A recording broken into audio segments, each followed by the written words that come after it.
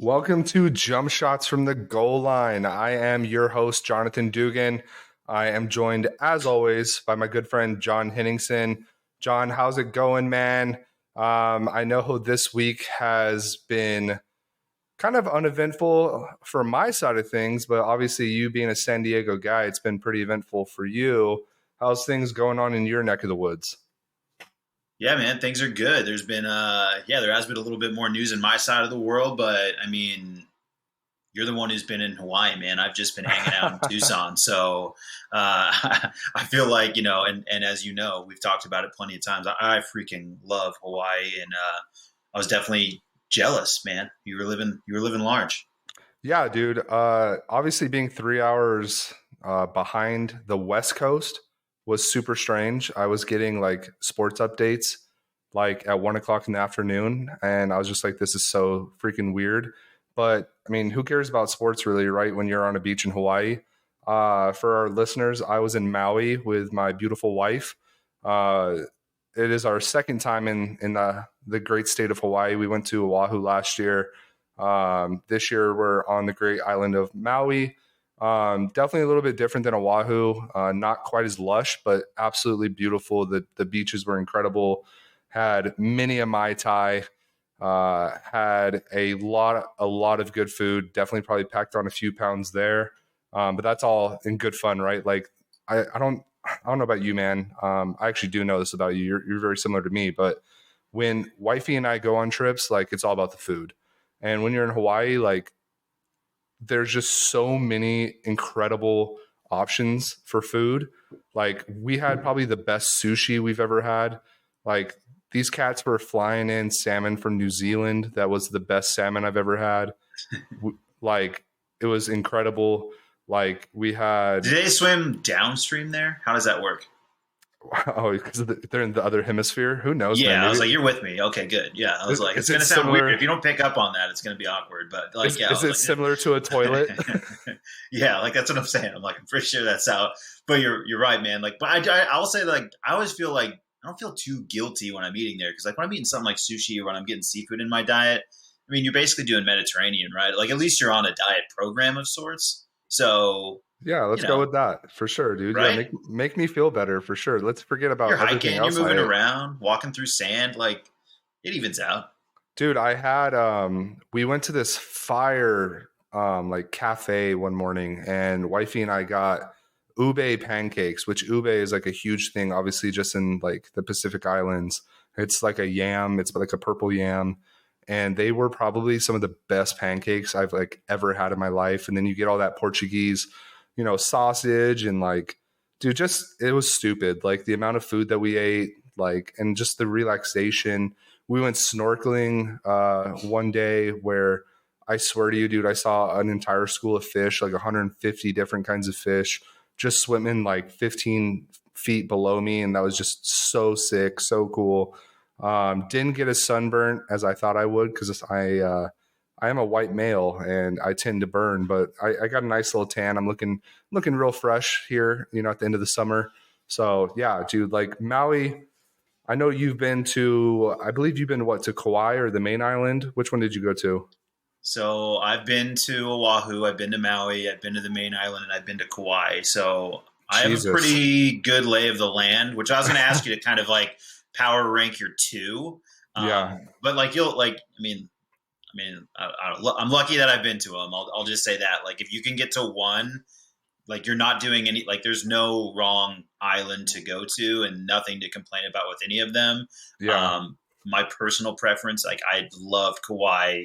I think because it gives you like the lushness that you get from Oahu, and like Mm-hmm. the North Shore of any of them are like incredible. Yeah. But Kauai is just really quiet, peaceful. Every corner is beautiful. But yeah, what do you have? Do you have like kind of a preference now? Are you like, would you lean towards Yeah. Maui or Oahu or I guess it just depends on what you want to do, right? Like, totally? if you want to be a beach bum, like Maui's definitely better than Oahu because the beaches in Oahu, like, apologies to any of our Hawaiian listeners or people that just love Hawaii like we do, but the beaches in Oahu are low key kind of trash because they're like, like 3 feet. Like, it's not a whole lot of beach there. Whereas in Maui, like the beaches are incredible. We snorkeled in, what was it called? Like Hallelujah Bay or something like that, which is like one of the best like snorkeling places in the world, I guess. So that part was super sick. The thing I will say is Maui is very like brown in different areas. It looks a little bit like California. And when I go to Hawaii, I appreciated the lushness and the greenness of Oahu, but I did appreciate in Maui that it wasn't as commercial. Now, granted, where we were at in Lahaina, it was very commercial. Like that's where all the resorts are at. But even once you go onto like Front Street, which is like just their main street where all the cool like shops are and like the local spots to eat, like that felt more authentically Hawaiian. Now, granted, I'm sure like we'll probably catch some flack for that, like from people that actually go to like Kauai and like the main island. Like it's probably not authentic at all, but it seemed more authentic to me than like Oahu on Waikiki, where it just feels like, you know, Beverly Hills. But like you said, dude, Waikiki's cranking, man. Like Waikiki, that's the difference. Like Waikiki is like a city and it's going, and they're like, they got to. I know what you're saying. Like, yeah, I'm sure they're going to make fun of all of us. I'm sure everybody knows 10 million spots better than us and probably pronounce all the words right. But you know, we're trying. It's a lot of vowels, and we're trying. Yeah, but like they both, like you're completely and utterly right. Like you can't go wrong going to Hawaii. Like they're both incredible spots.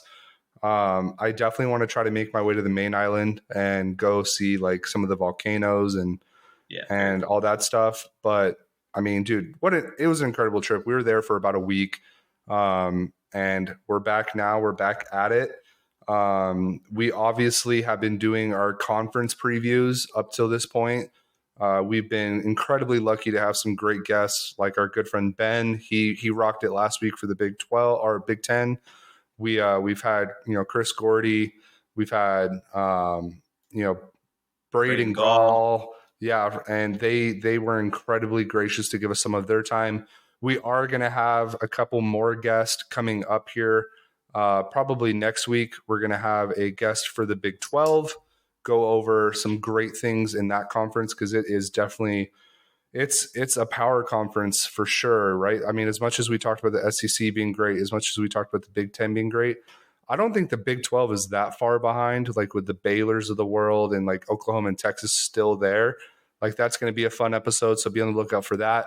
And then we are going to have a special guest that is not a journalist. He is actually a player, and that will give us a different perspective on things. So I hope our listeners are excited. I know we're excited. That's going to be coming down the pipe here pretty soon. But today, obviously, we have a few things to go over. We're going to continue our conference preview with the non-Power 5. We're just going to kind of lump all those schools together. So, you know, your Notre Dames, your BYUs, your AAC, all those type of things. So that'll come later in the episode. And then obviously we just have some fun things going on. I know this is going to sound like sacrilege, but being from the West Coast and being in Hawaii, the time zone difference, wifey and I would definitely get kind of tired around like 8 o'clock, because it's 11 o'clock our time. And we definitely had a few nights where we just hung out in the hotel and relaxed. And you best believe that we binge watched the rest of F-Boy Island like no other. And I know, John, you and your girl finished it. You know, what were some of your thoughts on season 2 of that incredible show? Well, I like that you took the unique perspective of choosing to watch F-Boy Island from an island. So I'm interested to hear your unique set of eyes, given that you put yourself in such a place. But look, man, and by the way, like if you're like spoilers, right? We're gonna just ruin it. So if you're really hanging on to it, like I'm gonna mess it up. So please fast forward. Yeah, fast forward. Thank you for listening. Hope you've enjoyed all the interviews, but now is not your time. But honestly, you know, it's not that big of a deal. I don't remember anybody's name, so I probably won't really spoil it. But like, I'm gonna spoil it. I just got a bone to pick, man. So we know what happens, right? They pull the old switcheroo with whatever her name was, Damaris. Yeah, Damaris. Something, right? Something like that. Tamaris. Yeah, so she has like a Greek like name. It's like a cool name. Good She's looking lady. Is she Puerto Rican or is she Cuban? She was one of the I other. don't know. I think she was, but like her name is like very Game of Thrones. I don't know. Whatever. Yes. But ultimately she pulls the old switcheroo here. And so, like, if you don't know the show, like last season, you could, you know, split the money with the guy and the girl if they both decided for it, or the guy could steal the money if he was an F boy, he could steal the money. But when the guy did it last season, they ended up making him like they took the money away from him and gave it to charity, like, haha, shame, shame, shame on you for being an F boy. Well, this season they kind of like flipped the script.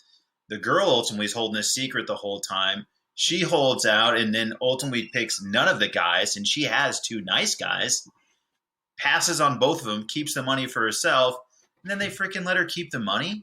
Mm-hmm. Like, I understand like everything that's going on in our culture, but don't ruin F Boy Island. Like, I get that it's a game and you're gonna.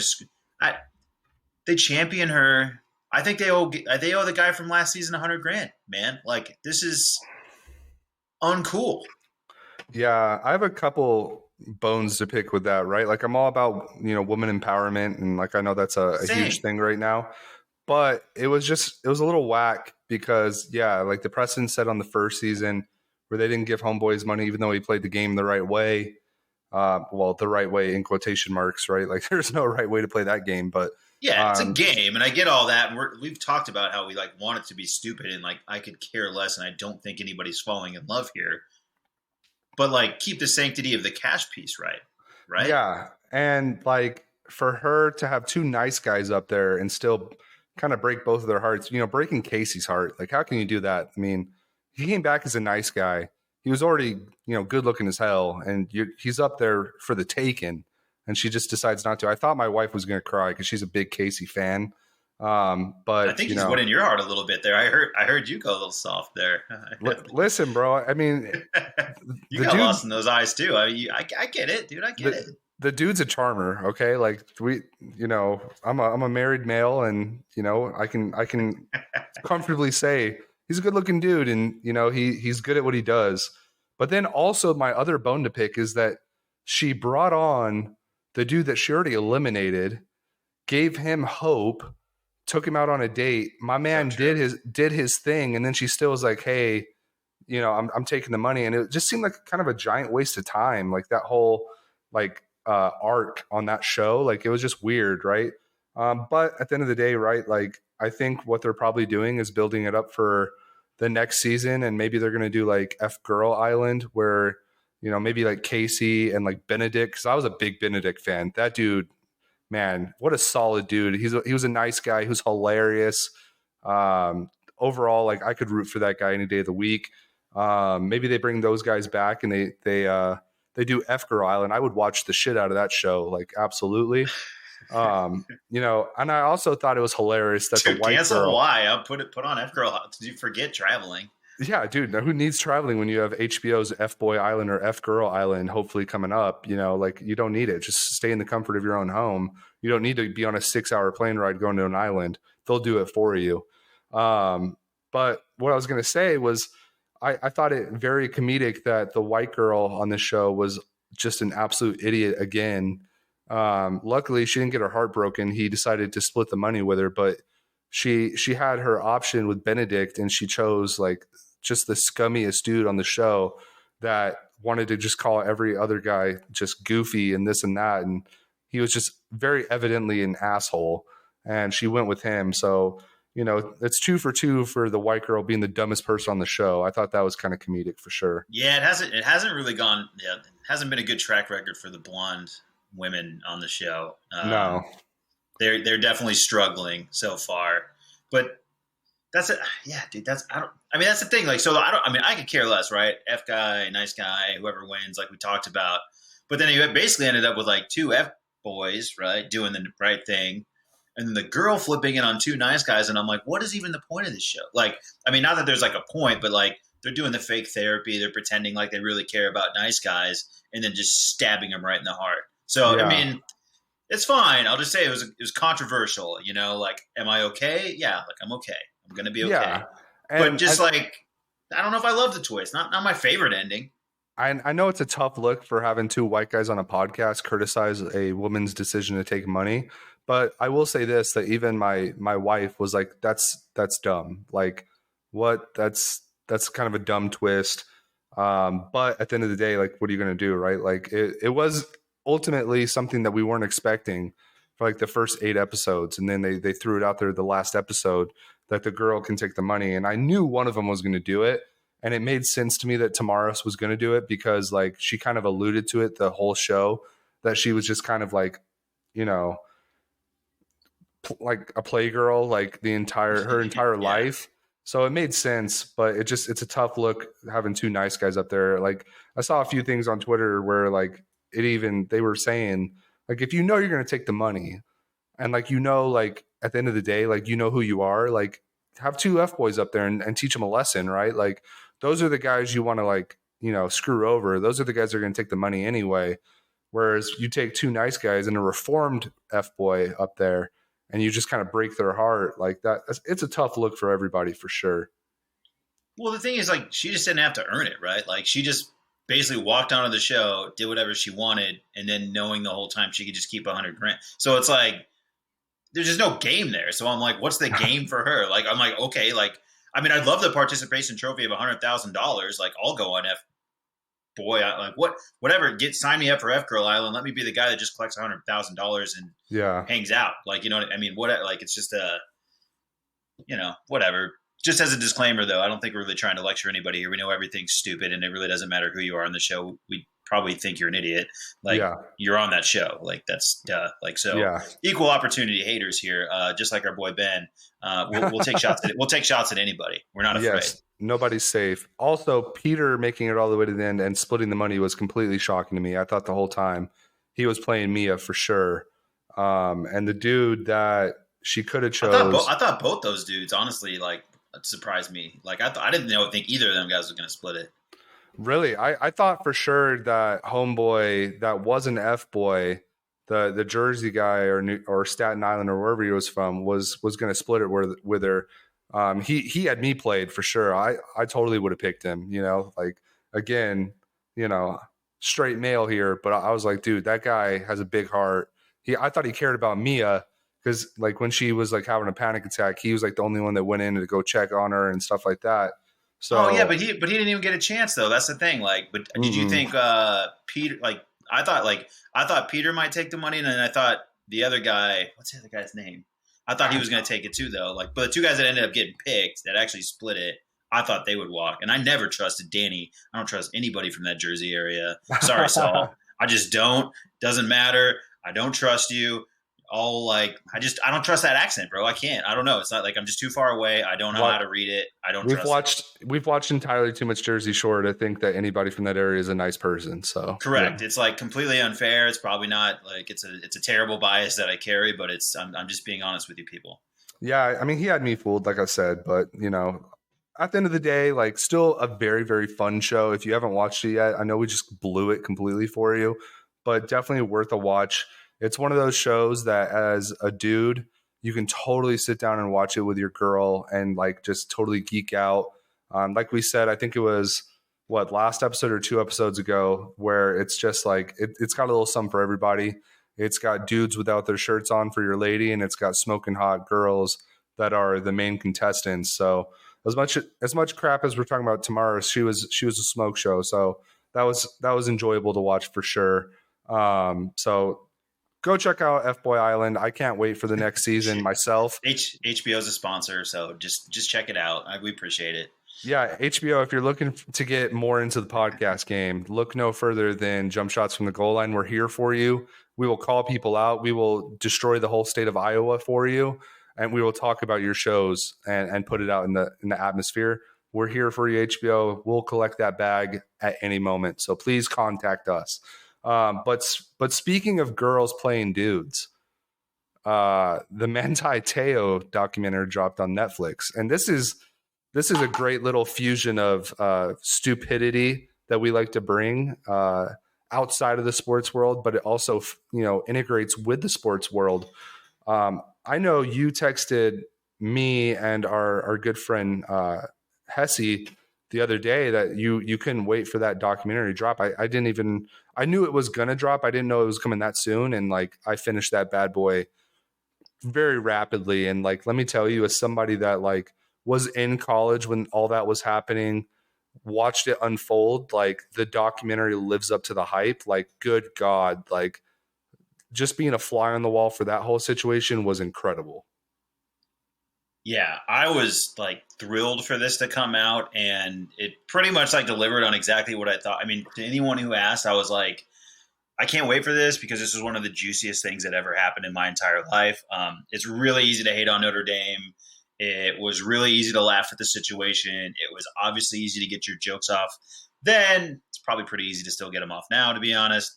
But I also knew, and like my greatest fear was that they were gonna, show me these people as real humans, and I would get to know their real lives, and then I would start to feel empathy and understand and all those things. So both, things are kind of true. Like I still had my ha-has in there and definitely was able to just kind of, I mean, because the reality is still like, regardless of how it happened, what happened, yes, someone could be vulnerable, this and that. If you don't meet someone for 3 years, like, you know, come on. But so like, it did. It delivered on all those things that like both I was excited for and like worried about. But it's awesome. And I don't know if you just want to talk about the things that made you laugh, the things that made you question or look at things differently. Ultimately, it ends in him in a Charger uniform, so just another stab at my heart. And you can clearly see that he's like a broken man trying to make tackles, which hurt me twice. Yep. So wherever you want to go with it. Yeah. Well, just to give a little background for our listeners, if you were living under a rock in 2012 and you have no idea what we're talking about, Manti Teo was like one of the best like defensive players, let alone linebackers in college football. The man was absolutely incredible. Turned around a Notre Dame program, took them all the way to the national championship, got smoked by Bama, but like they go into that whole aspect of the things. I'm not going to blow too much for you, but like John said, he was dating somebody long distance for 3 years. And this was like kind of like during the hotbed of like catfishing, right when it was starting, right when it was getting like to be a big thing.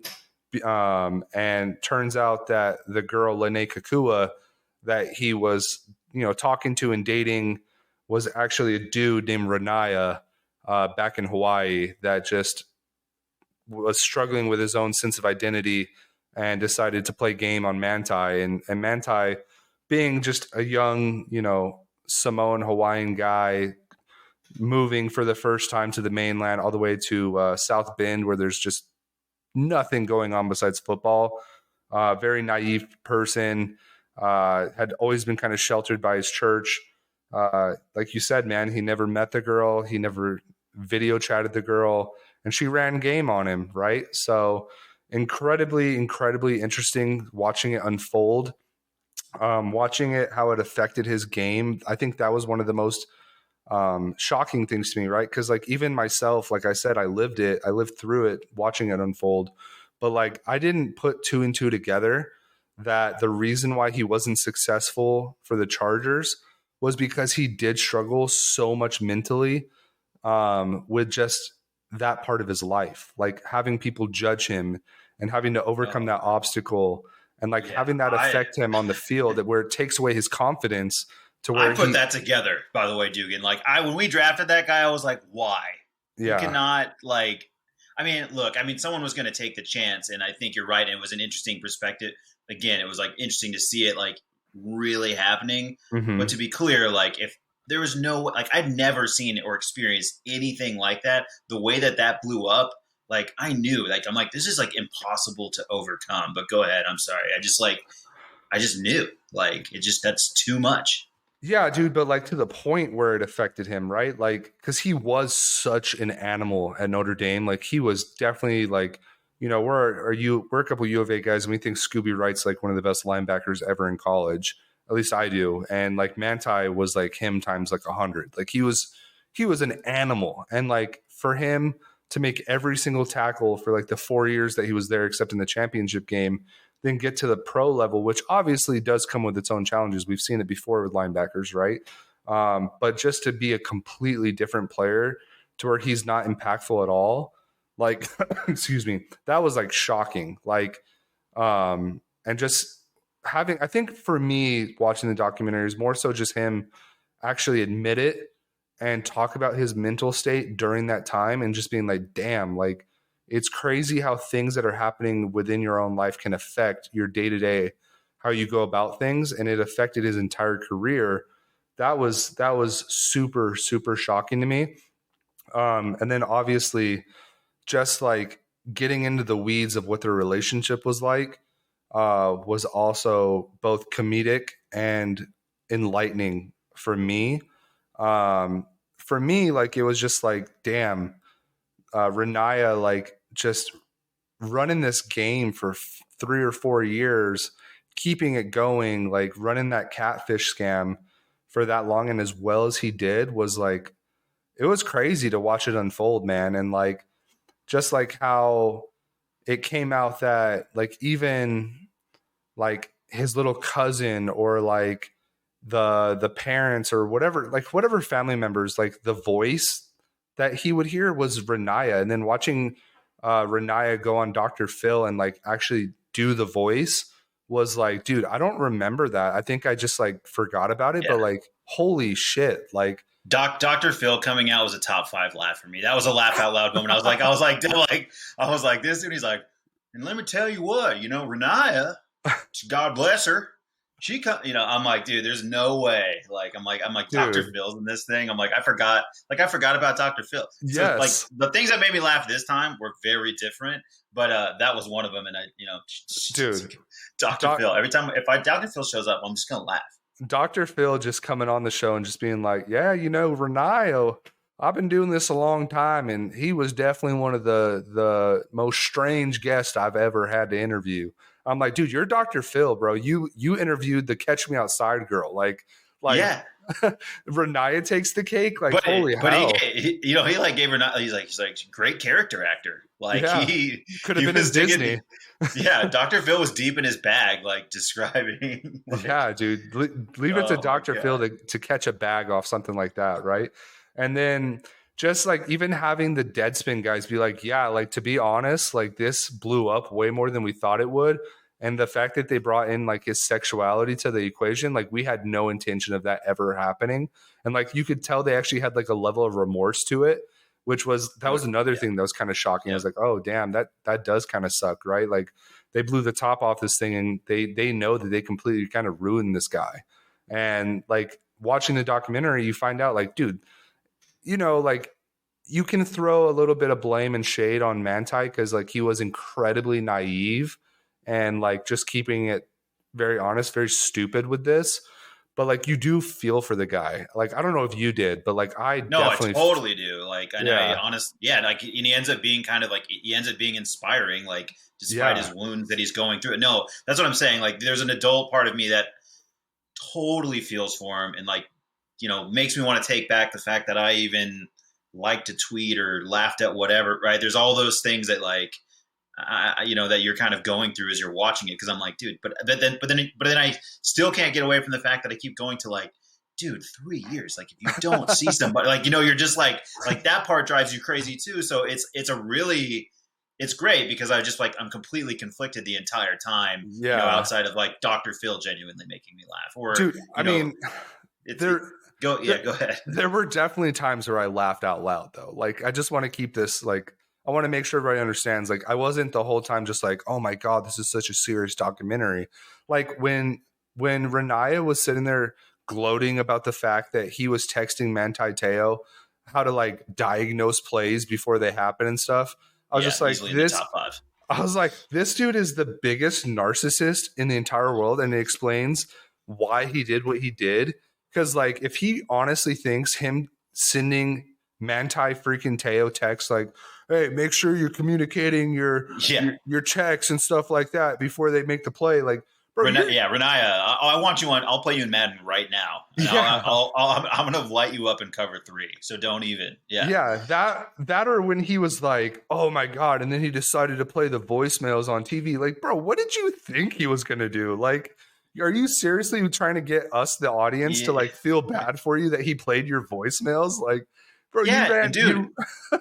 And then like I'm over the fact that like okay, yes, got Manti, like that part, like it's hard for me not to be a little bit mad at Manti and like where like of course I empathize with him and feel for him, but at the same time, like I said, you're still like going like, dude, how does this happen? But like when he's messing with the family and like his grandmother did legitimately die, Yeah. and he's Oh like my talking to God. his parents and stuff, I'm like, and that's why I like again like huge like props to Manti like to come on to like to already have really forgiven Renaya, then to say it and then to then be talking in like a way that I care about that person's life moving forward and I just hope that they find peace and all of those things like all of those things Dude, stronger dude than like I am. kudos like yeah like what goes well beyond so like as much as like it's frustrating and you're disappointed for him and like it's almost like you laugh because like there is no other relief for that. It's like so uncomfortable, right? And you like want him to like. There's nothing that I was like, I might have rooted against him because it was like Notre Dame, and I don't know if I was like vibing with Notre Dame at the time, and so Yeah. you know what I mean? And they get blown up in the national championship game by Bama, and you're like, haha, like regular college football stuff where you just laugh at someone getting blown up by Bama, like which is Yeah. everybody. But 42-14. I forgot that was yeah, the scoreline. Then I was like, oh my God, they got smoked. also, by the way, like if Manti plays great in that game, which like he might have, like they still lose by 4 touchdowns. Like I Yeah, don't really care. Like I'm not. It doesn't matter. That wasn't like they still if had anybody. Everett Golson Yeah, as their quarterback, dude. yeah. I was like, if anybody's putting that on, like Manti, like go get out of town. Like you guys went 12-0. That's amazing. This guy was at a Heisman. Like dude, and that's like then he's at a Heisman. Like and then it's like you forget too, and you're like they announced Johnny Manziel, and you're like, oh my god, like what? It's kind of like that Florida team that has like Tebow and and Aaron Gonzalez and all these things, Yeah. and you're just like, what is going on? Like that, because Johnny Football is like a ridiculous character. He's Yeah. doing the money sign or whatever, and you're like, how are these two guys on the same sharing a stage right now? Like, Dude, what is happening?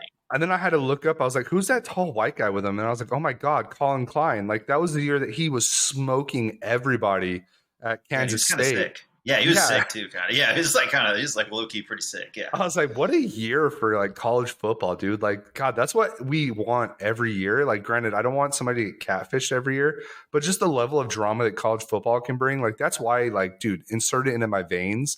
Like, that's why, like, I will always be pumped for this time of the year. This is why. Okay, so I just want to get this and make sure I get it out there. Number one, probably funniest moment. Although Dr. Phil's kind of creeping on me now. Although number one funniest moment to me is like when my man prays, looking for a sign, and he's like, and everybody knows he should go to USC, right? Yeah, Like, how many times has like a Hawaiian, Polynesian descent, like Ray Maluga, dude. stud go to Junior Seau, go Yeah, to play Mike linebacker at USC, and it works like every time. At minimum, you're awesome. You know what I mean? And you're going to get drafted and you're going to go play. The man goes in to pray for no reason when he already has USC dead set on his mind, yeah, decides to go, get God involved again, walks out. Some idiot, I want to know who this character is. I really didn't define him as like, oh, I really thought you'd go to Notre Dame. And he takes that as the sign. Dude, my man, go pray again. They're not going to South Bend. You're not leaving Hawaii, which we just spent 20 minutes talking about how great it is, to yeah, go to frickin' Indiana. Like, of course my man's miserable and talking to girls online, like dudes online, whatever it was. But like, dude, like, of course, like whoever that guy is, like that's who we should all be mad at. If anybody's mad, find out who that guy is. yeah. And Screw like that guy. this guy's life was fine. Like they probably still gets drafted by the Chargers, and he's a great linebacker, and he's going in the Hall of Fame right now. Like, but Yeah, dude. And no, like USC like was balling at that time too, right? Like they yes, were this is still like coming good. off of like the best teams. Yeah, like there's no reason not to go to USC. Yeah, what are we praying about at that point, Manti? Like you decided like, you know what? I think God wants me in South Bend, Indiana, which is like arguably like granted, it's a very beautiful campus, but like outside of that, there is nothing in South Bend. Like, dude, and you're gonna go from freaking Oahu to South Bend. Like, let me tell you, I flew from Maui and dropped into like Arizona, and I was pissed. I can only imagine dropping down into freaking South Bend, Indiana. Like, dude, dear Lord. So, yes, I agree. Also, very comical. The only other thing I will point out, we kind of touched on it earlier, was like, just I think everything for me that I laughed at was just like how like Renaya or like I think she goes by Naya now, like wanted like I think she's so much of a narcissist that she thinks that the audience is gonna like agree with her. But when she was like, yeah, I knew his grandma died that morning, but I mean, when else was I supposed to do it? Like, are you for real? Like, and Yeah. number one, you decide that you die. You could have just broke up with him. Like, this isn't working out. Like, whatever, right? Like you did with every other guy. Unfriend him. Just leave him alone. But you go like, oh yeah, I'm dead. I died from leukemia. And then you decide, like, what was it like a year later?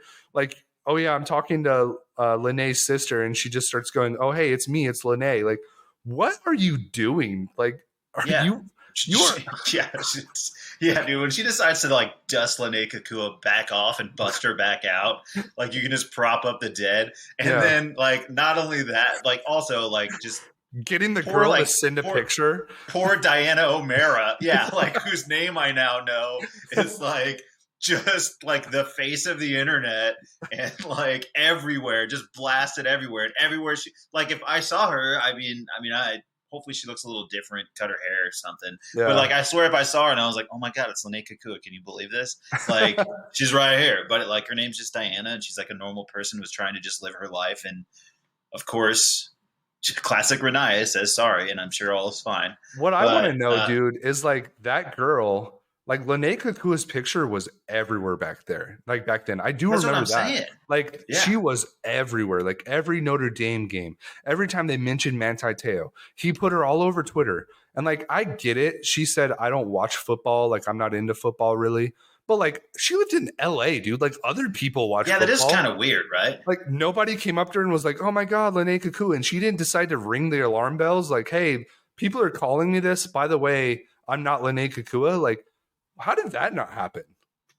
It's a good question, actually. Like, I don't know. That is a really good question.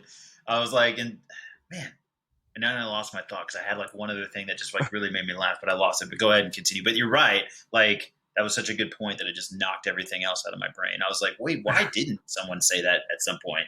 The only other thing too I'll point out was I shouldn't have laughed, but I definitely chuckled when like the dad found out what happened, and he just tells Manti, you're my oldest son, you've embarrassed our family, you're basically a disgrace, and just owns the shit out of him and makes him feel terrible. And I was just like, dude, like all-time like dad moment, like oh my God, like you're just eviscerating your own son because you got catfish. Like way to be there for him, big guy. And then also I shouldn't have laughed at this, and like I'm not fat shaming anybody, like I just want to put that out there, but I kept like double looking because like every time they would show the dad now, he looked so different from back then. My man has lost like 100 pounds.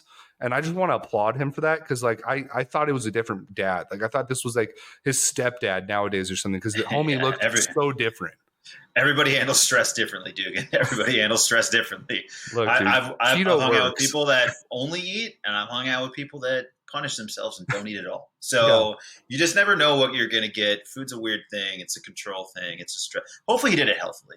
I mean, I'm with you. But yeah, you're right. He did. He looked like Supercuts, like scary dad versus kind of like heavier set. But when dude, the whole thing is still pretty nuts. Like it's like God. I knew everything, and so like it wasn't shocking, but it still does really surprise you in parts. And there's like, and you're right. I mean, the crazy thing about it all is like, I mean, as kind of Deadspin was kind of talking about, like they're kind of trying to, what we've already, I think, gotten to, if you're a real sports fan, that a lot of these big networks like really don't report and really don't do anything. And so they're kind of trying to pick on their reporting and just kind of saying like, haha, eggs on your face. You guys are just reporting.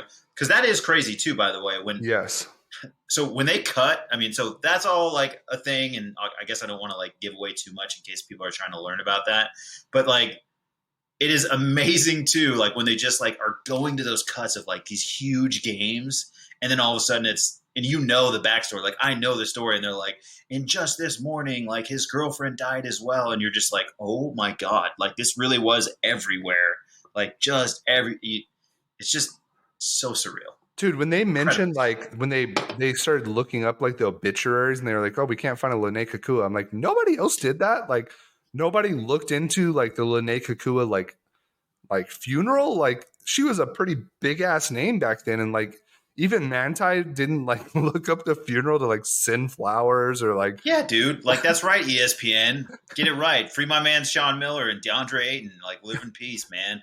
Free my mans. Oh This my is God. God. Come on, ESPN. You're such garbage. And I mean, everybody, dude. Like, nobody Unless got to the bottom of this. ESPN is also trying to expand their podcast network. Again, Jump Shots from the Goal Line is here for you, ESPN. True. We're here to chase a bag.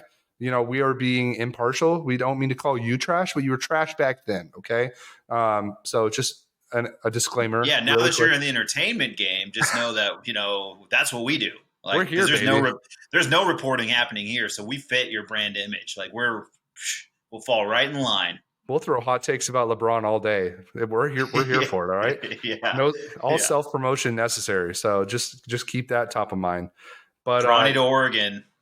Yeah. Hey, I mean, I guess we can mention that, right? No, it's definitely not going to happen, especially like that's what is he, like a junior or a senior? I don't remember. I don't know. I think he's still 8. Yeah. I don't know. He's dunking, so he's definitely like a sophomore. He's getting there, but LeBron came out, put out a statement.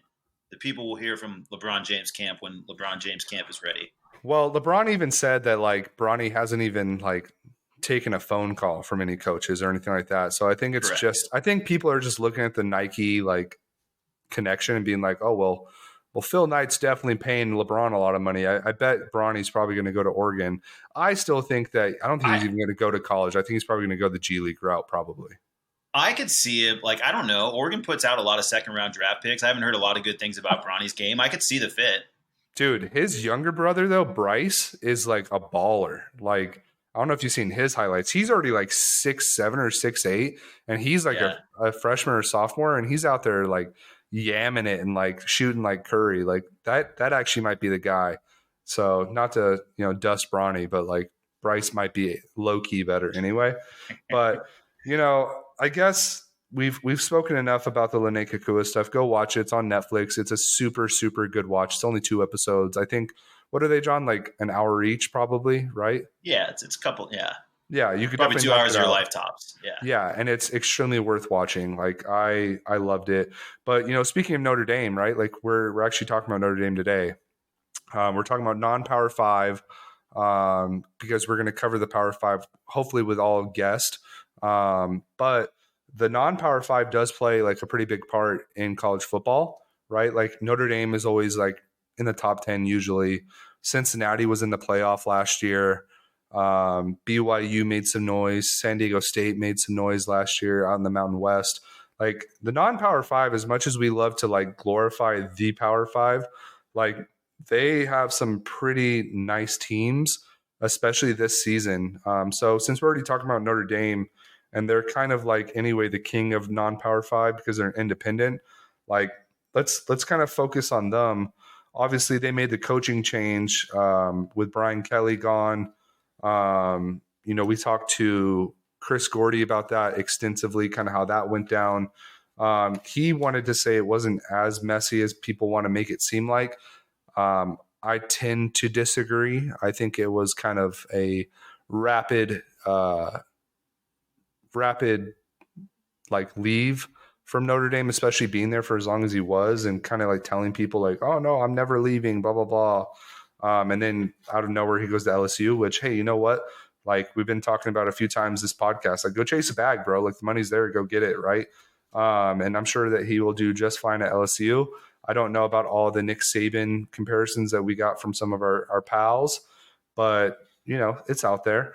But Notre Dame is still alive, right? Like they still recruit at a very high level. They are recruiting very highly right now. I'm trying to think of what their coach's name Marcus is. Freeman. Marcus Freeman. Thank you. That's why you're the best co-host in America. I got you. I knew we were getting there. Yeah. I mean, that guy was a defensive coach at Cincinnati under Brian Kelly, followed him to Notre Dame, led that defense. And I feel like Notre Dame their calling card has always been defense, right? They put out a lot of offensive line recruits, your Ronnie Stanleys, your Zach Martins, those kind of guys, but their defense has always been pretty legit too. Like, Kyle Hamilton came out last year. He ended up being a first-round pick. And I think that's probably what it's going to look like this year because I don't think they have a top-tier like quarterback and I don't really feel like they ever do, but they should be firmly in the top 10. I don't know. Have you really looked into them too much? Yeah, I mean, so I'll just say this, like, I mean, based on like some of the conversations we've had too, like, so I loved our guests. I love to have them on, but like, I do think, look, Chris Cordy's an LSU grad, and he wants to talk about Brian Kelly going to LSU, and obviously Notre Dame probably has taken a lot of shots at them, and you could probably hear that, and I understand because I do the same thing when I just defended Sean Miller 5 minutes ago for no reason. He's gone, right? Like, but so like we all do those things, but I'll say like you mentioned, Marcus Freeman's been around a long time. They've played a lot of good defense, and he's been a part of that. So you've seen the recruiting numbers. Ben actually talked about that, about how they've been really hitting recruiting wise. Obviously, you're not going to see that impact immediately, but they're bringing guys back. I mean, they lost a game in the Fiesta Bowl after they switched coaches. That's not a stain on Marcus Freeman. Bowl games No. are a freaking total roll of the dice. Like, who knows what kids are in, out, who's sitting in, who's sitting out, who really cares about it, who's invested. I know they made a big deal about the transition and the turnover there, but look, Notre Dame still has been recruiting at a high level for a long time. I don't anticipate Notre Dame to be poor, right? No. They're going to be a solid group as they pretty much always have been, right? So it probably will come down to probably some quarterback play, right? And whether they move the ball and whether a new offensive coordinator can kind of step in. Brian Kelly, I think, has sort of been an offensive guy who puts a stamp on things, but I don't think that's always been that great. So No. I'm just really excited to see what Notre Dame does, honestly. Like, we've kind of seen what regardless of, Brian Kelly has been a very good coach, and I think he's done a very good job there. But, he also might have only been able to reach so high. So it's interesting to see if Marcus Freeman can take it to another level, or if maybe they take a step back, because there's also a lot of coaches that didn't do well at Notre Dame that, or at least by Notre Dame standards, right? There's a lot of guys that came in and had a 10-win season, but it looked a lot like maybe what Jim Harbaugh's experience looked like at Michigan, where there's that big, nice season, but there's also been some really disappointing ones. So I think it'll be interesting to see, right? I'm not sure. Like, they have talent coming back, but we'll see. I think it's like, what do they have? They had quarterbacks move on, so I'm not sure. Like, that's the one thing I really don't know much about, like, what their quarterback room looks like, and I guess that's kind of where it'll probably tell the story. Yeah, and I think it always does, right? Like, I can't think. I mean, the last good Notre Dame quarterback I can even think of is maybe like Tommy Reese. He was pretty decent. And then, like, who else? Jimmy Clausen. Have not. Yeah, they have not had, and those guys still debatable, right? Like, they have not. I mean, that's been the thing. They've had bodies across the line, like we talked about. They've had skill position players. They've had solid defensive players. Like, in college football, like, what the differentiator between those schools that are really good and win 10 games and that are really great and win 13 and 14 and compete for national championships is they also have quarterback play and more depth, right? Right. So that's what it's going to come down to. And I honestly just wish I knew more about Notre Dame quarterbacking, but I haven't honestly been following that close. So I'm not going to sit here and pretend and waste your time to talk about Notre Dame quarterbacks in any great depth either. Their quarterback is Buckner, and like, I don't think he's like the world's best quarterback, obviously, right? And then they had Drew Pine last year, who was absolutely terrible every time he came in. So, excuse me. Like, again, the offense is not going to lead the way for Notre Dame at all, right? But I think it's just going to be interesting to see what they do under a new coach for the first time in like 12 years. And then obviously Notre Dame never plays like the hardest schedule either, right? Like, they're going to play SC, and that'll be a really, really fun game. And then who else do they play? I think they play. Do they play Michigan this year, or is that not happening? Good question. I could certainly pull it up, which is excellent entertainment while you're listening. They play Ohio State this year, which that'll be a lightning game. They do play Ohio State. That is 100% happening. That is on September 3rd. Week. We're opening with that, yeah. Yes, so that'll be incredible. That'll be a fun game. That'll be a huge litmus test. They are number 5 in the country, so we don't want our listeners to think we're downplaying Notre Dame. It's just like, I don't think they have the top tier like players that you hear about all the time, kind of like how they did with Kyle Hamilton last year. Like I remember hearing about Kyle Hamilton for the past 3 years. So they don't Well, have and it. Notre Dame, they play a tough schedule. I mean, like honestly, like I know they kind of get crap sometimes for not, but they have Clemson on the schedule. They have Ohio State on the schedule. BYU. They have to play, yeah, they got to play Navy, which is just annoying. I don't know why they do that to themselves. They have USC on the schedule, so there's some team, yeah, BYU, right? So they just have a schedule to get through, and they definitely have some cupcakes in there too. Don't get me wrong; like they've padded themselves with Marshall and Cal and Stanford aren't exactly the most intimidating Pac-12 opponents at this time. Mhm. So they have some soft spots in there as well. They seem to Boston College like traditionally gives them a weird game for some reason. I Yeah. think because they just wear matching helmets. But Hmm. but yeah, it'll be interesting to see like because they are still kind of highly touted, but it's just a big question mark because we have a new coach and it's a new regime.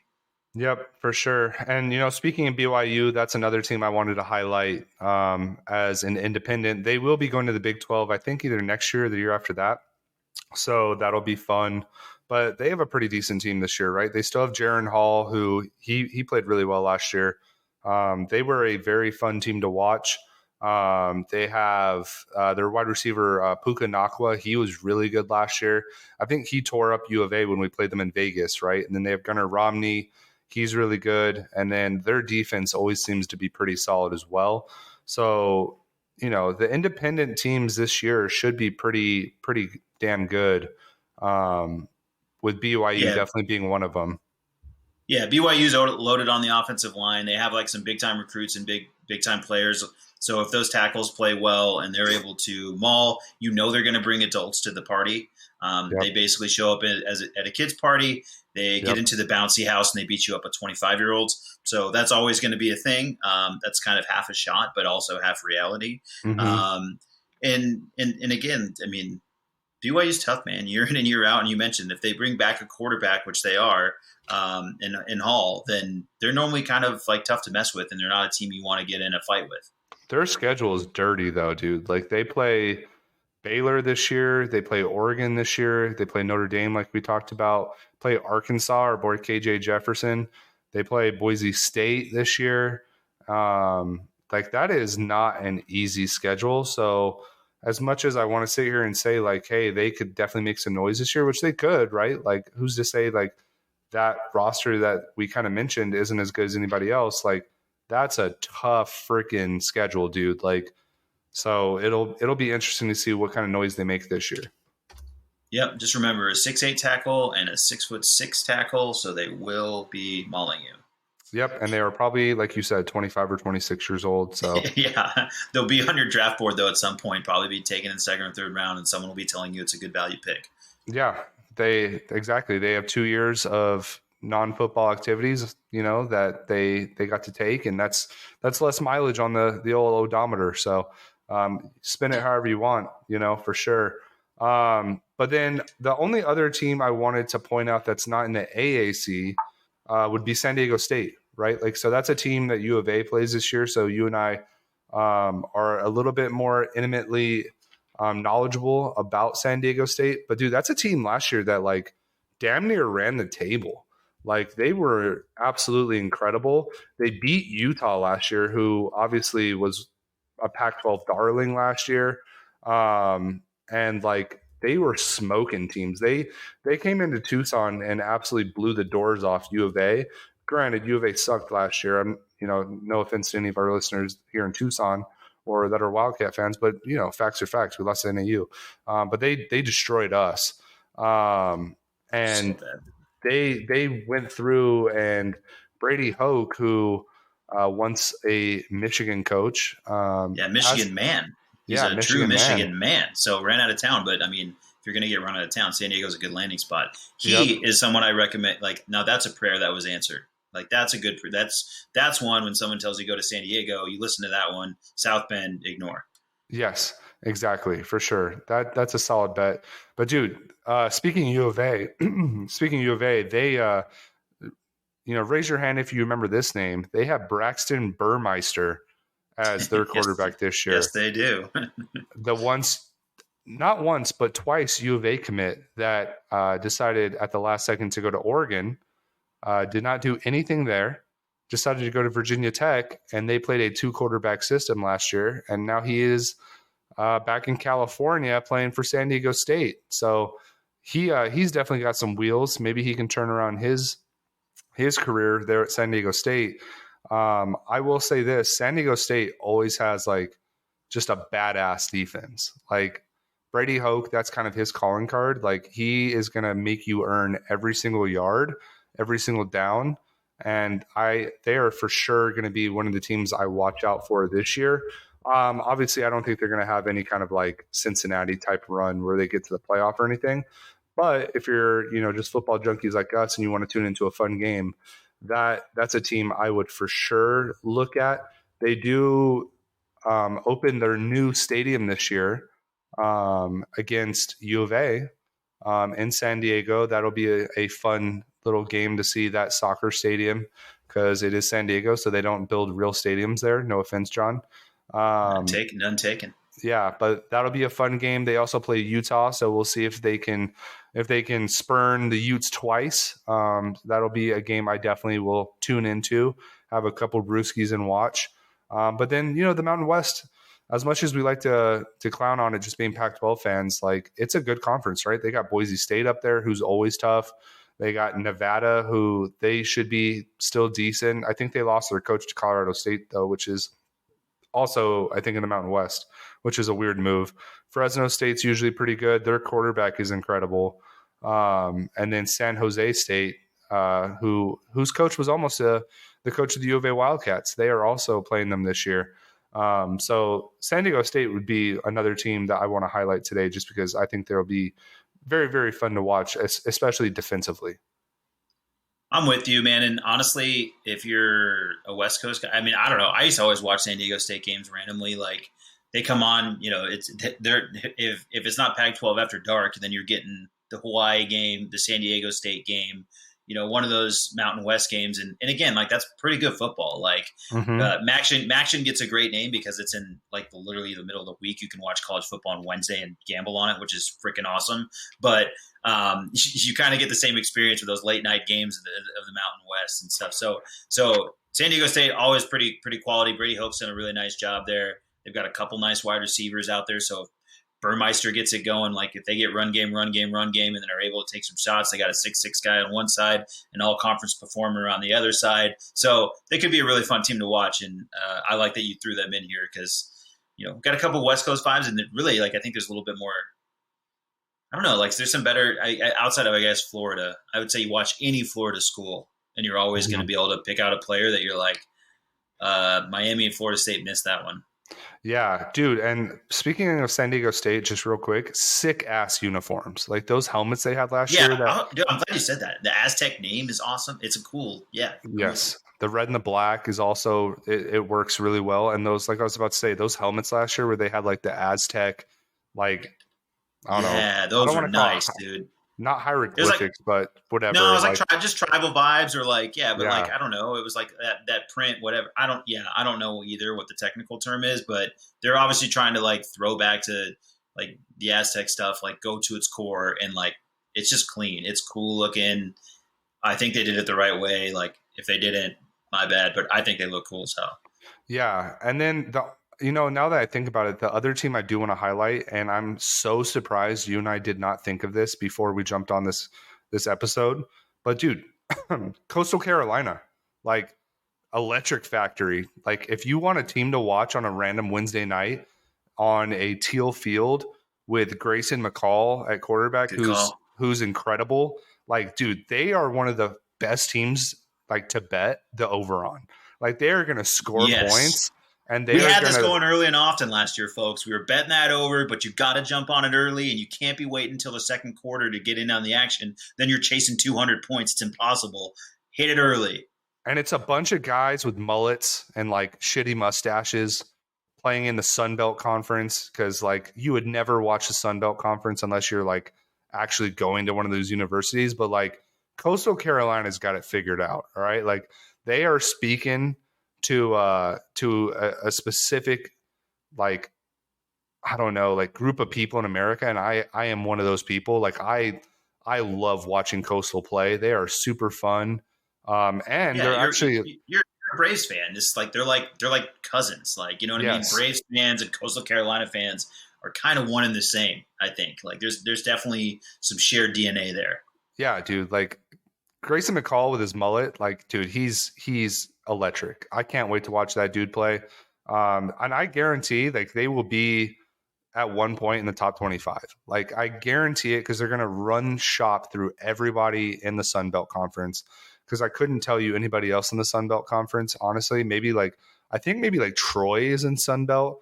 I think maybe App State's in the Sun Belt. Maybe I don't know. Like I'm really shooting from the hip here. Those sound correct because they're just Southern universities. $100 Um, for anyone who can correct you.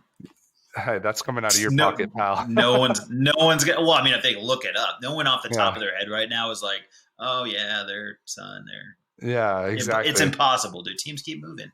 Yeah, I know. And especially those conferences, they're always moving. But dude, Coastal Carolina, like that will be we're gonna do a thing on the show, by the way, where we're gonna bring Ben back on once a week during the season and we're gonna do like our parlays of the week.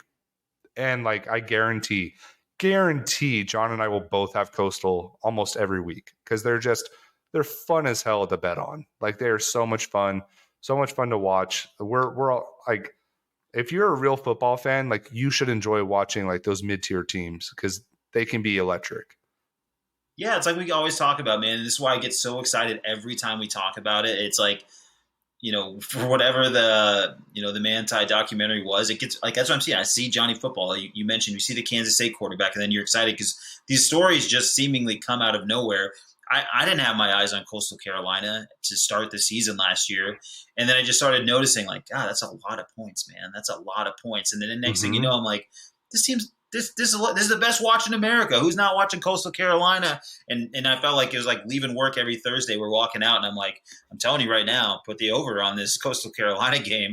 Like, I don't know what it is about these guys, but they just keep finding the end zone. And sure enough, they're just lighting it up and lighting it up. And I can tell you probably three different spots we were probably sitting sharing an appetizer at, where we're just watching them light it up. And inevitably there'll be someone else. So that's why you got to stay tuned because I don't know what the parlay will be from Bilf Daddy or your boy Dugan football, but we'll find you something out there.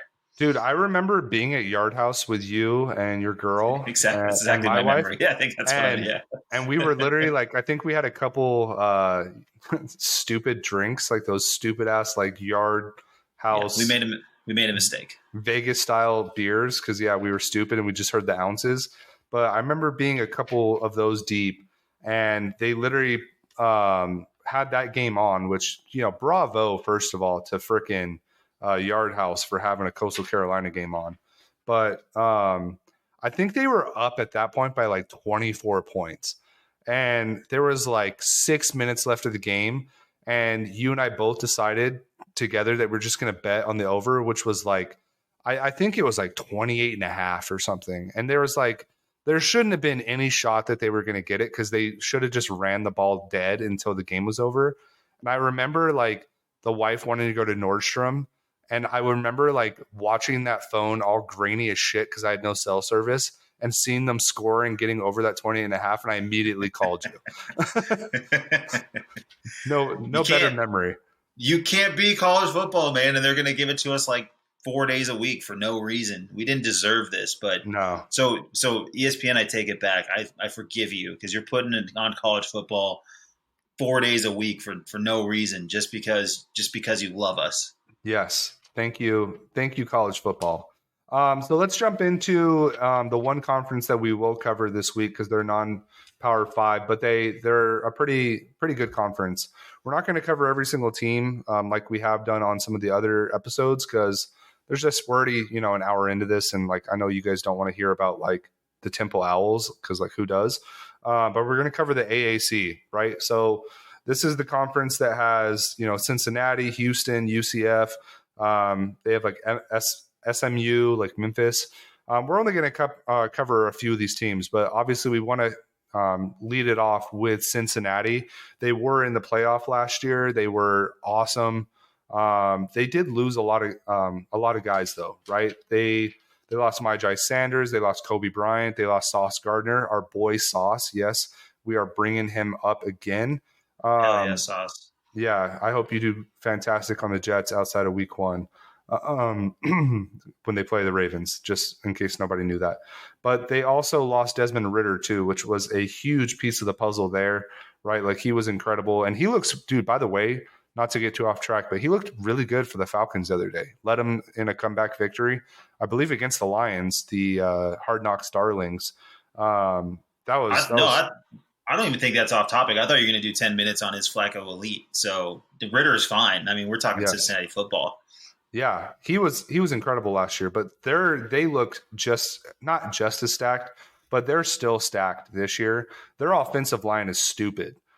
Shout out to Braden Gall. Like, I have my Athlon magazine right here in front of me, and their first team offense for the whole conference, the entire offensive line outside of two people is Cincinnati. We're looking at their center. Their two offensive linemen are both on the first team offense for the AAC. So that should tell you, like, they're stacked, man. Like, they're going to be good this year. They have another good defensive lineman in Malik Vaughn. They have a good linebacker in Deshaun Pace. They have a good corner in Arquan Bush. Like, I'm shocked just looking at this. And then you continue looking, and, like, they have guys on the second team offense and Josh Weil at tight end. They have, like, another defensive lineman, Jawan Briggs. Like, this is just a program that Luke Fickell has, like, just churning, bro. Like, and Luke Fickell, I'll give him a shout out because, like, that dude could have gone to Notre Dame. I feel like he could have gone to a number of other programs along the way, and he stayed at Cincinnati, and he has that program, like, locked and loaded. Like, they're going to run away with the AAC, I think. I mean, I think Dana Holgerson and Houston can make a good fight. They kind of did last year even. But, like, this team... They were picked. Houston yeah, was. Yeah. I mean, I'm with you. Like, I'm like, I can't bet against Fickell at this point. Like, I just wouldn't. No. I'm with you. But I just kind of wanted to get it out there. For, like, if you're confused, like, I assume most fans must think it has to be Cincinnati number one, right? Preseason poll. Like, not according to the AAC media poll. Like, they have Houston, and they just nudged them out by 1 point, but still. But go ahead. Sorry. No, yeah. I'm just going to say, like, this team is freaking loaded, and if their quarterback this year, who is Ben Bryant, he's a senior, he's been in the program for a while. If he can even be halfway as good as Desmond Ritter was last year, they're going to be a good team. I mean, this was a team last year that beat Notre Dame. They put up a pretty decent fight even in the playoff, right? Like, I think, what did they lose last year? I don't even remember the score of the game, but I don't think it was so exorbitant that, like, it made me remember it. So no, they hung in there. They hung in there. Yeah, they're going to be a good team this year. They're going to run away with it. I would not be surprised if they're in the top 25 a lot of the year. So be on the lookout for Cincinnati. John, do you have any closing thoughts on Cincinnati? No, I mean, I think it's kind of what I rudely interjected with just, like, I mean, they're Ohio State light as far as I'm concerned. Yeah, right. Like, that's a great way to look at it. He still had, like, he has all those same connections. Like, I think there's probably a friends and family discount on kids Ohio State misses out on, kids that they like, hey, like, if you're not going to play here, like, you can get great coaching right here down the road. You know, if you don't want to compete with, you know, these 3 5-stars, we think you're a hell of a player. I'm sure plenty of those back channels are working. And so I don't have any doubts about Cincinnati showing up and being really good. And honestly, it's just good for Cincinnati that they've kept him to this point. You know, like, I don't know when the run is before he takes off. Maybe he's waiting for Ohio State and maybe he has to wait a while. But no, I have a hard time, like, picking anyone there. I mean, I do think, you know, if you want to start touching on some of the other teams, we can just talk about Dana Holgerson's haircut. Classic. That's just a classic. I mean, that's another reason to love college football. Like, what is Dana Holgerson's hair going to look like, and will they even run the ball ever? You know, guys, like, being dudes. You know, yeah, just like he is just like cut from that cloth of just classic weirdo running a bunch of 18 to 22-year-olds' lives and doing weird things. Yeah, no, I agree, dude. Like, Dana Holgerson he's been around for a long time, right? He was at West Virginia for a long time. He's been very successful.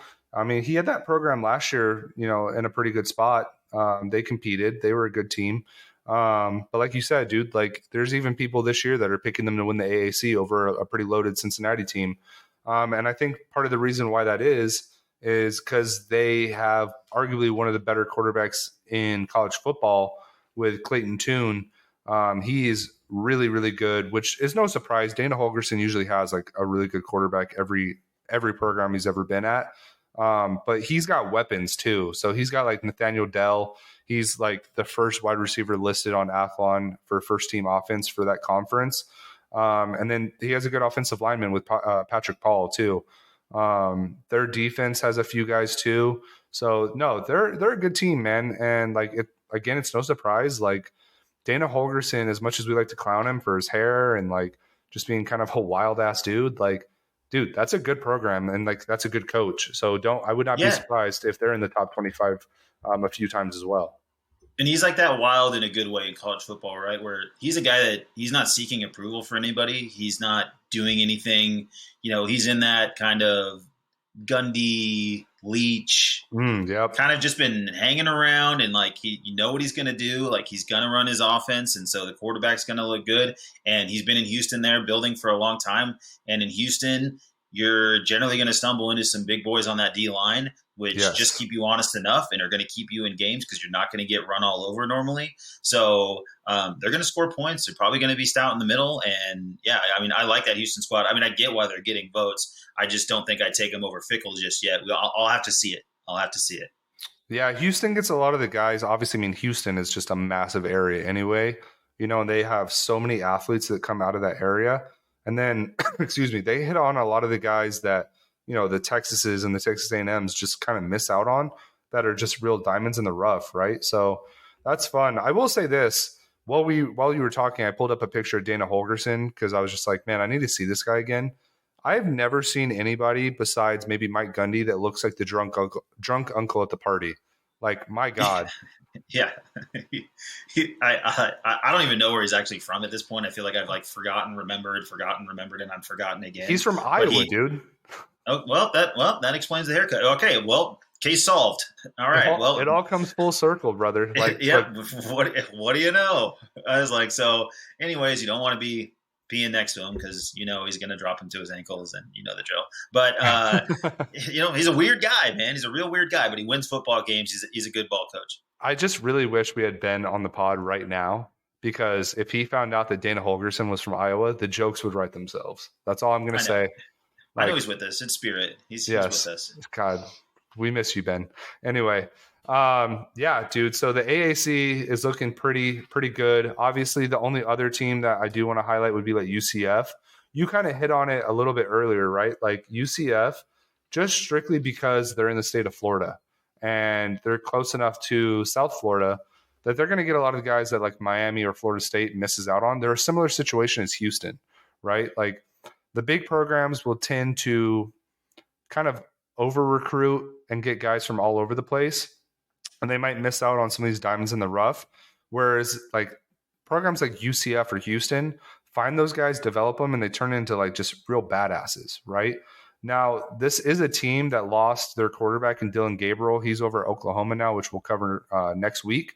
But they're still loaded, dude. Like they still have like good teams, or good players, and their coach. I kind of was talking to you about it before we even started recording. It's freaking Gus Malzahn. Like what a weird coaching like journey he's had, right? Like was untouchable at Auburn, which our SEC guys kind of highlighted where that can go south.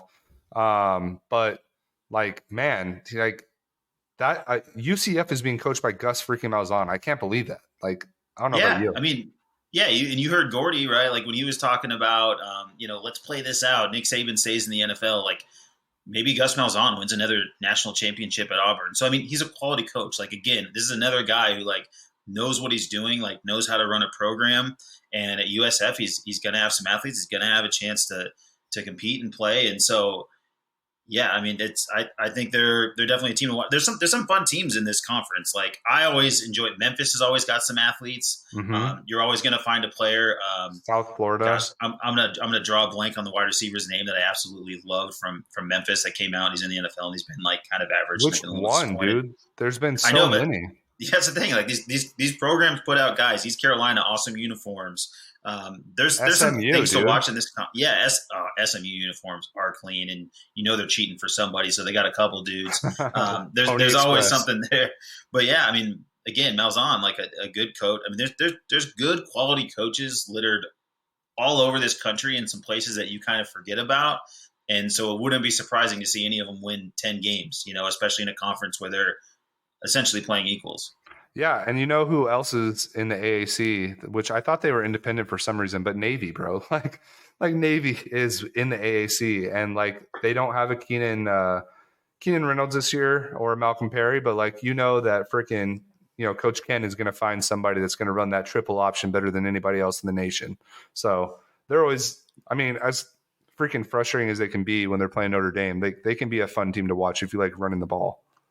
Yeah, like who doesn't? I mean, it's just great that's why college football is great. Again, I'm going to keep saying it because then all of a sudden you get triple option and you're just like, this is different. Like, I want to watch this for a while and just see if they can do it. And then when they throw a pass, it's electric. You know what I mean? There's nothing better than when Navy throws a pass downfield and completes it. Like, that's a reason to shotgun a beer.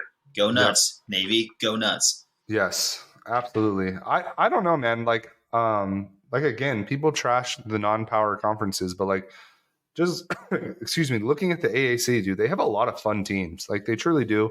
Houston's going to put up a bunch of points. Like Cincinnati's going to put up points if they have a good quarterback. Like you mentioned Memphis, they always bring out all these freaking athletes. SMU doesn't have Sonny Dykes anymore, but like they're still going to be fun. Like I'm excited, man. I'm definitely going to watch some AAC football. Yep. You can't watch enough college football. Just turn on any game, anytime, and you're going to find a player that you fall in love with and that you might ultimately see, playing on Sundays. Yes, absolutely. Cool. So that is our non-Power 5 conference lookout. I'm sure we missed out on some teams that definitely were worthwhile for a mention. That's our fault. Obviously, it's just when you're not dealing with a whole conference, it's tough. And I'm sure as the season goes on, once those teams actually do start making some noise, we will bring it to the pod and we will enjoy it and revel in their success. Because look, like we keep saying, dude, like it's any given Saturday, any given Wednesday, if you're Coastal Carolina, like somebody's going to make noise that comes out of nowhere. Nobody would have expected Cincinnati to do what they did last year. Nobody would have expected BYU and Coastal to be like playing for like a huge game like 2 years ago. Like that was fun as hell. So college football is, what are we, John? Like 2 weeks away from it. Like it's insane. Yeah, we're like a couple weeks away, and the only other out of conference team I'll just mention is if the Rainbow Warriors out of Hawaii are wearing like those throwbacks, you just have to watch that game. It's just like it should be a rule. If they're wearing them with the rainbow on the helmet and the little rainbow on the sleeves with the green underneath, like you're gonna end up watching that game because it just looks cool. They're not playing at their stadium this year either, I don't think. Right? Like I think their stadium was so bad that it was falling apart. Wasn't that what was going on? I don't know. Ask the Oakland A's. They seem to be fine. Yeah, that's true. People literally have sewage being poured on them. But you're probably right. Like I can't follow all 140 teams as well as I'd want to, or however many we're at, 112, or yeah. That's where the players dwell. I can't remember, but there's a lot of teams. So we're doing our best, guys, to try to cover, as many of the 100 teams in college football as we can. Yep. Awesome. So we're done with the college football part of the episode. We do want to talk, obviously, a little bit more football. We have like the Deshaun Watson stuff coming out, right? So the judge said, what did she recommend? What was it, like 6 games, which was like the precedent set by Ben Roethlisberger, because he had literally one incident where he was just a complete and utter like scumbag. But Deshaun Watson had like 30 cases where he was an utter scumbag. And I think Roger Goodell is on the witch hunt. I think what I'm hearing is Deshaun's going to get at least a year. Or if not indefinitely, which is just so Browns, and it's very similar to the Lene Kakua situation. It's both like comedic and sad at the same time, right? Because there are people that were affected by this, but then you also have Deshaun Watson, who I don't know if you know this wrinkle. I heard on the radio the other day. If he gets suspended for this year, his contract extension does not kick in until he starts playing, and like he doesn't lose out on money at all. It's absolutely like insane how the Browns hooked it up. Like I don't understand it. Yeah, and there's people out there like defending it too, like, oh look, but the Browns load their contracts like this all the time, and like maybe they do, but like, just please don't spend your energy like defending this guy right now. Like, just pick something else. Like, get mad about Heinz Stadium. Like that feels normal by comparison. Like, if you're not comfortable with Acrisure, like just you know, I would rather have you stand on the catch-up battle behind a stadium. Like this is where like the Steelers fans make more sense right now than Hmm. anyone trying to defend the Browns. Hopefully, the NFL kind of gets this right. What's funny about that is that they probably didn't get it right with Ben Roethlisberger, and now they're having to pay for it. The NFL's taking the black eye for it right along with Deshaun. So, um, damn, I The, hope we never have to. I'm so like Sean stuff exhausts me, man. it is, dude. But like, we'd be remiss if we didn't mention it just because it's going on. And like, 100%. the thing I thought was just both incredibly awesome and hilarious was like the preseason game against the Jags. Like the fans just calling him just the most egregious names, um, like chanting that throughout the stadium every time he touched the ball. Oh my God. Like that's going to happen every game this year. I hope he knows that. Like if he actually does touch the field this year, those fans in every single stadium outside of Cleveland are going to just pepper him with the worst insults and just destroy his character. And I'm here for it, to be honest. I'm completely here for it. Like Deshaun Watson, like I hope you like do not play a single down this year. Yeah, and I mean, if you just kind of tie it to like the stuff we were talking about Teo and like what a emotional, psychological impact it had on his play. Like if you're a Browns fan, like you have to know that that's going to weigh on him too. Like his mistakes are going to be 10 times amplified. If he plays well, he's still going to get criticized. Yep. So buckle up, guys. And he Buckle looked up. This is what you signed up for. and he looked terrible in that preseason game, which I understand. Like there's probably a lot that goes into that, like nerves. He hasn't played football for a year, but good Lord, he looked awful that game. And I I was not bothered by it. I'm not gonna lie. So speaking of the preseason, right? Like just stay on the NFL train. Preseason's been going on. You can definitely get your fix for football on the pro level by watching the preseason. Obviously, the Ravens are still the undefeated champs of the preseason, the paper champs, the absolute Goliaths of the preseason. They have not lost a preseason football game since 2016. They have the longest running win streak in all of professional football. So I'm just going to throw that out there. It's obviously not no homer here, right? Like I'm just reporting facts at this point. Like what an incredible run they're having. So Yeah, and it's like a very like Harbaugh thing. So it's like funny in that way, and then it's like also impressive, I guess. Like it is impressive. Like you don't want to lose those games, so it's better to win them. I mean, it's still nice. It doesn't mean obviously anything, but I mean, I think it's right up there with the UCF national championship. So I mean, go ahead, put a banner up. I don't care. I'm for more banners. Why not? yeah, absolutely, dude. Yeah. Um, but obviously with the preseason, it's like anything, right? Like you got to take these results with a grain of salt, right? Like we have the Jets beating the Eagles. We have, I'm just laughing at some of these things, like the Giants beating the Yeah, yeah. Patriots. We have the Cardinals beating the Bengals by 13 points, just throwing 36 on them with Kyler calling the plays. Like nothing cooler than that, right? Then you have like the Bears beating the Chiefs, like just results that would never happen in reality. So like these games, like as much as I'm sitting here gloating about the Ravens being absolutely like God mode in the preseason, like this means nothing, absolutely nothing. It's fun to see what comes out of it, right? Like some quarterback battles going on, like in Carolina with Baker, or like Desmond Ritter, like leading a comeback for the Falcons, like we talked about earlier, or even like Kenny Pickett. We kind of joked about his hand size and all that stuff, but he let a comeback win for the Steelers too. So Yeah. I don't know, man. I think it's fun. I like preseason football. I No, don't. yeah, it's still fun. I got I'm watching Easton Stick and Chase Daniels battle it out for that number 2 spot, Dude, and I'm just thinking like, oh my god, if Herbert ever goes down, we're screwed. But I guess this is what I'm watching, so let's see what we can make of this. Like none of the D line is playing at all, but let's see if one of these other guys can step up. You see a second round pick from the year before, Rump stepping up and making some plays. So you can still get some things out of it. Like if it's your team, I would say, have fun with it. And if it's something else, then Well, the Giants always own the Patriots, so there shouldn't be a surprise there. Dude, you best believe Chase Daniel's going to play out of his freaking mind in the preseason because he knows that there's going to be some random team like the Seahawks that's watching, and they're going to be like, "Hey, that guy, let's give him a big contract," because that's what everybody else has done with Chase Daniel. I know the guy's having an incredible career, but I'm telling you that arm is not looking so live. So if you are looking for a quarterback, I wouldn't be too excited about picking Chase Daniel off the dumpster pile. But inevitably, he will get paid again because that's one thing that man knows how to do is cash a check. Yep, absolutely. NFL season starts the week of the 8th, I want to say. Yes. Thursday night football, Bills, Rams. The line right now is Buffalo -2.5. So that is a incredible game to be on the lookout for. What a way to start the season. Thursday night football actually might be relevant because that's the running joke with anybody that watches football. Thursday night football usually sucks. With that said, it'll probably be a blowout one way or another because that's what Thursday night football brings you. But be on the lookout for that. We will have some level of coverage beforehand, hopefully. Obviously, we will not do any kind of like conference like division preview where we bring on guests or anything like that. Probably, I want to say, just because we don't have enough time for that.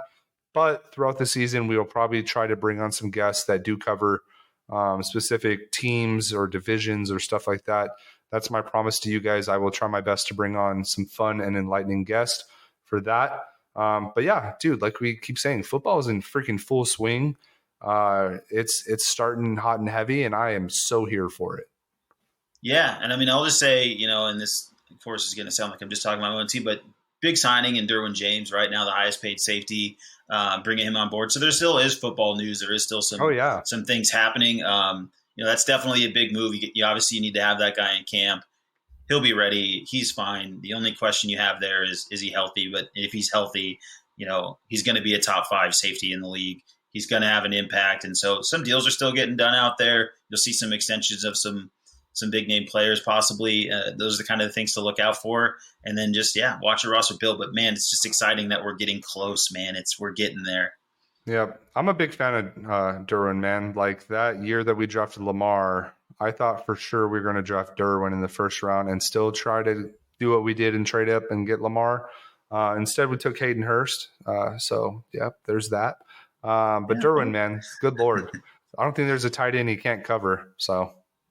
Yeah, he can. Yeah, that's what I've been. I mean, obviously, I'm in this position of having to defend him. The guy gets paid, and then your friends are like, "Oh, is he really the?" I'm like, I don't know if he's the best man, but you can line him up in the box for half the snaps of the year, and he can play like a linebacker for you. And then you can put him at a traditional safety spot, have him cover up anybody in the slot. He seems like he's worth it to me. Yeah, dude, totally worth it. Really good signing, re-signing, I should say. He's definitely going to be a cornerstone of your team and your defense for years on. Absolutely. Since we are somewhat in the San Diego area, I think the Chargers will forever be San Diego in my eyes.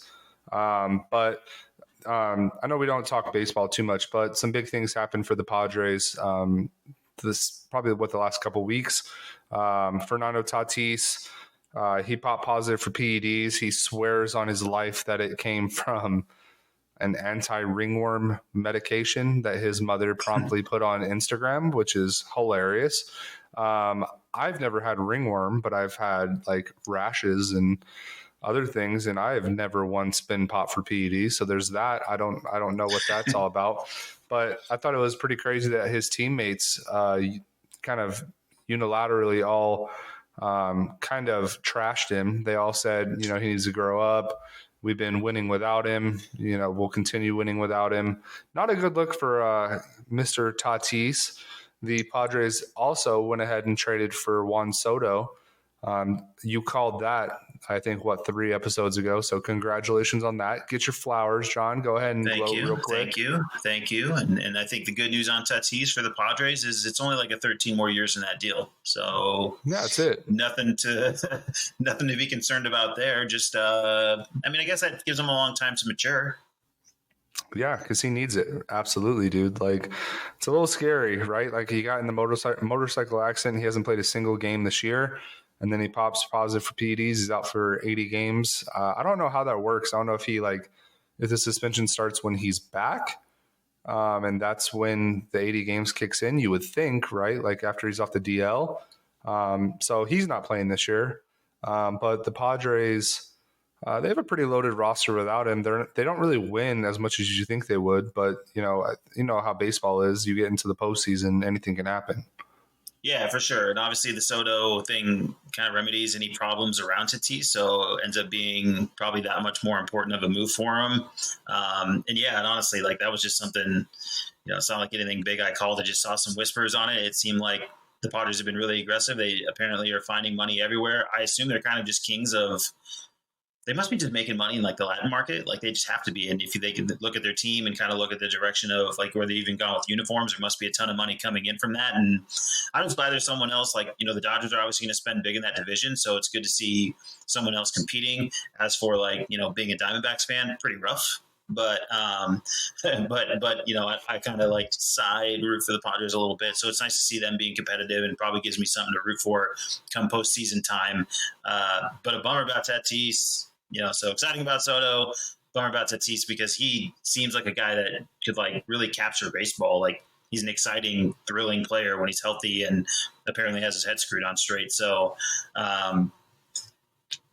baseball, man. We were laughing about the Soto contract at some point, how much money he passed up, and eventually that'll get backed up for him. And I think he's going to make a pretty nice check. Oh, yeah, dude. Generational wealth, like we talked about, right? And I think another point that I want to make on this podcast that we have definitely talked about is bring back steroids. Let's not punish these players for just trying to make themselves better. The 90s were an incredible time for baseball, and I miss it. Bring back the Mark McGuires of the world, the Sammy Sosas, all those guys, the Roger Clemens of the world. We bring back PEDs. It makes baseball more interesting, more fun. I don't know. Like, I agree. Tatis does need to grow up. He's a wild card. But, like, I would watch baseball again if people were just mashing dingers all the time. Absolutely. Same. And also a random side note, like, just on the topic of giant bags of generational wealth, if Tiger Woods really passed up $700 to $800 million or close to $1 billion to not go to the Live Tour, I mean, look, the guy's doing fine. And I guess at some point, you do just say like, how much is too much? But also a crazy number just to see him thrown out there, like how real it was or whatever. I don't know, but there's some money being thrown around out there. And some guys are just like, nah, I'll get it when I get it. What an American hero, huh? Tiger Woods, just the ultimate American, never does anything wrong. Yeah, model citizen. He's back on the cover, though, of Tiger Woods Golf. It's no longer Rory McIlroy. And McIlroy even said, that in golf, there's definitely personalities out there that are just true alphas that when you walk into a room, you know who they are. And he was definitely referencing Tiger Woods. I'm happy to see Tiger back on the cover. I might pick that game up just because it has Tiger back on the cover. Yeah, man, you want Tiger on the cover of Tiger Woods Golf. I mean, it's like it's only been that. I mean, that's cool that they kind of like threw it out and he kind of threw his boy a bone there, and they're kind of close. And Tiger's leading the charge and whatever he's got going on, trying to rally some troops, acting as like a pseudo commissioner and fighting back against the Live Tour or whatever is going on. Golf has gone completely haywire. By the way, like I know we're all over the place. This is the grab bag of sports at the end. By the way, golf, baseball. Throw a soccer take in there. You're getting it all here. This is when we just empty the clip, as we move through the sports world. But there is like all these crazy little stories out there that just kind of slide and they kind of come and go in a matter of 2-day cycles. But $800 million is a big deal. Tiger being on the cover is a big deal. The Soto deal is big. There's like sports never stops, and sure enough, something else will show up tomorrow, and we'll already be out of date. That's right. Yep. Hey, soccer is starting, by the way. I know you mentioned it just as almost joking, but soccer's here. Premier League has started. La Liga has started. Bundesliga has started. I believe the Serie A has started, and I think that Italian football is also being played. It might not be, though. I'm not sure on that one, but bags of money being thrown there as well. World Cup is coming up, so I don't know about you, John. I know you're not completely bought in like I am, but we'll probably start talking some footy here pretty soon. At least with the World Cup coming up, we'll have some bets and everything for that as well. But yeah, the sports world never sleeps, guys, and that's why we do this podcast. It's incredibly fun. always pertinent, always something going on.